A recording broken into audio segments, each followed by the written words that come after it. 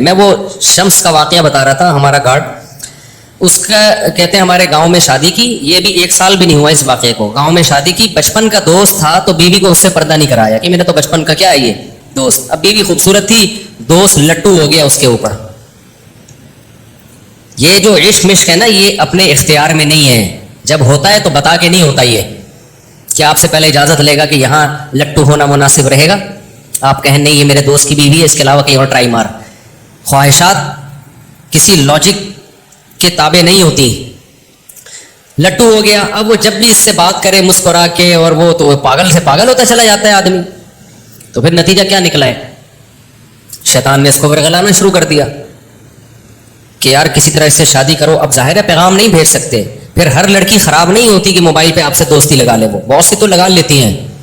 جب دوستیاں لگاتی ہیں، ایسے واقعات ہمارے علم میں آئے ہیں کہ ایک آدمی کو کسی لڑکی سے عشق ہوا، شادی کہیں اور ہوئی ہے، تو موبائل پہ رابطہ تھا، تو اب زنا ہو رہا ہے دونوں میں، شوہر کو پتہ ہی نہیں ہے. بہت گند ہے بھائی، میں نہیں ان زیادہ گندگی کو ہائی لائٹ نہیں کرنا چاہیے، اس سے گند اور پھیلتا ہے.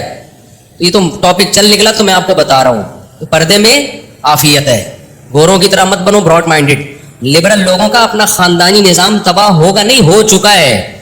جو لبرل کہتے ہیں میں ایکچولی ان سب کا ہماری ایکچولی ان کا جو اندر حال ہو گیا ہے نا، یہ بس چھوڑو کیا حال ہوا ہے ان کا.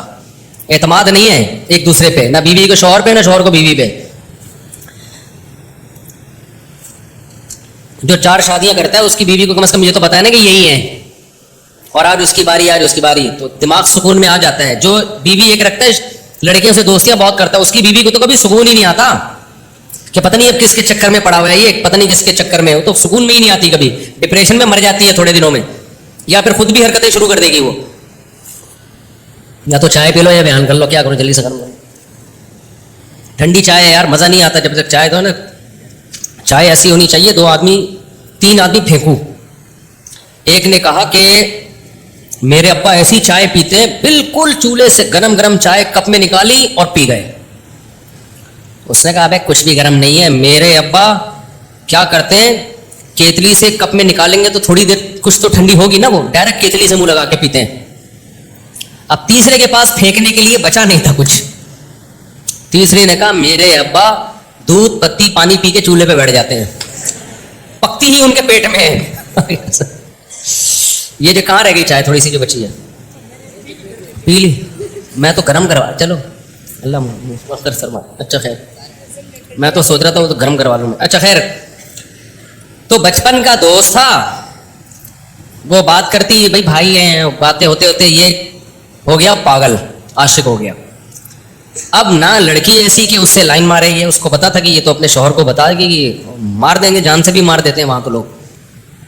تو اس نے ایک ہیلا سوچا کہ دوست کو قتل کر دو کسی طریقے سے، جان سے مار دو، یہ بیوہ ہو جائے گی تو میں بیوہ کو پیغام بھیجوں گا، اور لوگ بھی کہیں گے یار دیکھو مفتی طارق مسعود صاحب کا بیان سن کے شادی کس سے کر رہا ہے، ایک بیوہ سے کر رہا ہے. لوگ بھی کہیں گے ماشاءاللہ ماشاءاللہ، اور مزے بھی ہو جائیں گے اور شادی بھی. اور شیطان پھر پٹیاں پڑھا دیتا ہے کہ دوست کو قتل کریں گے وہ شہید ہوگا، وہ جنت میں چلا جائے گا، اور ہم قتل کریں گے تو ایک شخص نے 100 انسانوں کو قتل کیا تھا، توبہ کی، اللہ نے توبہ قبول کر لی، تو میں بھی توبہ کروں گا، اللہ میری توبہ. یہ شیطان ساری پٹیاں پڑھا رہا ہوتا ہے. تبھی تو عبداللہ بن عباس کے پاس ایک شخص آیا اور کہنے لگا کہ کیا قاتل کی توبہ قبول ہو جاتی ہے؟ عبداللہ بن عباس سمجھ گئے کہ یہ جو ہے نا کسی کے قتل کا ارادہ کر رہا ہے، اور اس کا ارادہ ہے قتل کر کے میں کیا کروں گا، توبہ. تو عبداللہ بن عباس نے فرمایا نہیں ہوتی توبہ قبول. صحیح ہے نا، مسئلہ تو یہی ہے کہ ہوتی ہے مگر تیرے جیسے کم بختوں کی نہیں ہوتی، یعنی ان کو توبہ کی توفیق ہی نہیں ملتی ہے. تو اب کیا ہے، تو اس شخص نے کیا کیا، دریا پہ لے جا کے نا کہیں ٹہلنے کے لیے نکلے، تنہائی میں تیز دریا تھا، تو وہاں لے جا کے کنارے پہ اس کو دھکا دے کے وہ بیچارہ دریا میں گرا ہے. اب دریا کی موجوں کے حوالے وہ تو مر گیا، لاش کا بھی پتہ نہیں کہاں ہے. اب گھر والے تلاش کر رہے ہیں بندہ گیا کہاں، اس نے ثبوت نہیں چھوڑے کوئی شک کرے میرے اوپر. پولیس انکوائری کے لیے آئی ہے، تفتیش ہو رہی ہے، بھائی کہاں گیا بندہ، تلاش کر لیا، مسجدوں میں اعلانات ہو گئے. پولیس نے پھر کہا کہ بھائی یہ اس کا قریبی کون ہے جی، یہ ہے، اس پہ تو کوئی شک ہی نہیں کر سکتا، یہ تو بچپن کا دوست ہے، یہ تو وہ. اور وہ خود جو قتل کرتا ہے نا، بعض سب سے زیادہ انکوائری وہ کر رہا ہوتا ہے، FIR وہ کٹاتا ہے سب سے پہلے جا کے.